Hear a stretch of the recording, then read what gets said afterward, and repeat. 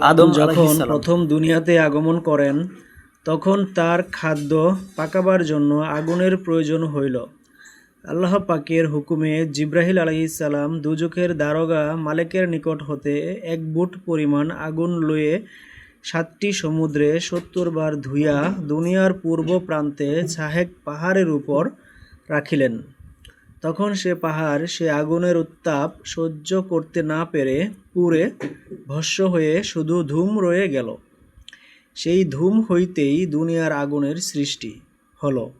দুজকের আগুনের তেজ এত বেশি হইবার কারণ হল পাথর দ্বারা ইহার ইন্ধন দেওয়া হয়। দুজকখিতকে গরম পানি ও দুর্গন্ধযুক্ত পুইজ পান করতে দেওয়া হবে। ইহাতে তাদের নাড়িভুড়ি সব খসে পড়বে আর তাদের শরীর দুর্গন্ধ ভরে যাবে। আল্লাহ পাক বলেন, সেখানে তারা মরবেও না বাঁচবেও না। সূরা তাহা আয়াত ৭৪। দুজকের উত্তাপে অস্থির হয়ে বৃষ্টি প্রার্থনা করলে আকাশের কালো মেঘ দেখা দিবে, উহা হইতে অসংখ্য সাপ বিচ্ছু দুজকীদের দেহে পড়িতে থাকিবে। ওই সমস্ত সাপ বিচ্ছু একবার দংশন করিলে 1000 বৎসর পর্যন্ত তাহার যন্ত্রণা থাকবে, অথচ সব সময়ই উহারা তাহাদিগকে দংশন করতে থাকবে। প্রথম দুজকের নাম হাবিয়া। ফেরাউন, নমরুদ প্রভৃতি কাফিরগণ এই দুজকে বাস করবে। দ্বিতীয় দুজকের নাম সাইর।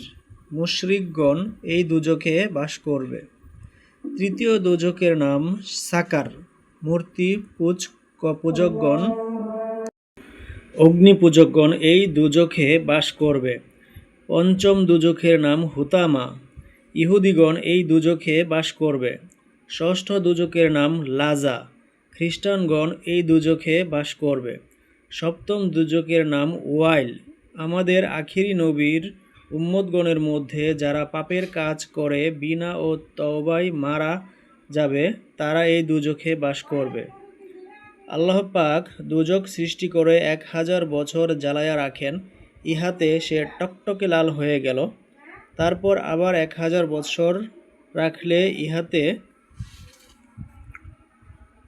তার রং সাদা হয়ে গেল। তারপর আবার 1000 বৎসর জ্বালায়া রাখলেন, ইহাতে তার রং জমকালো হয়ে অমাবস্যা রাত্রের চেয়েও অন্ধকার হয়ে আছে। ওয়াকিলা লাহুম যুকু আযাবান নারিল্লাযী কুনতুম বিহি তুকাজ্জিবুন। পাপীগণকে বলা হবে, তোমরা এখন দুজকের আগুনের স্বাদ গ্রহণ করো। আল্লাহ ও রাসূলের কথা বিশ্বাস করো নাই, কুরআন ও হাদিসকে মিথ্যা জানিয়েছ, এখন তার শাস্তি ভোগ করো। দেখো কে তোমাদেরকে সাহায্য করতে আসে। সূরা আস-সাজদা আয়াত 20।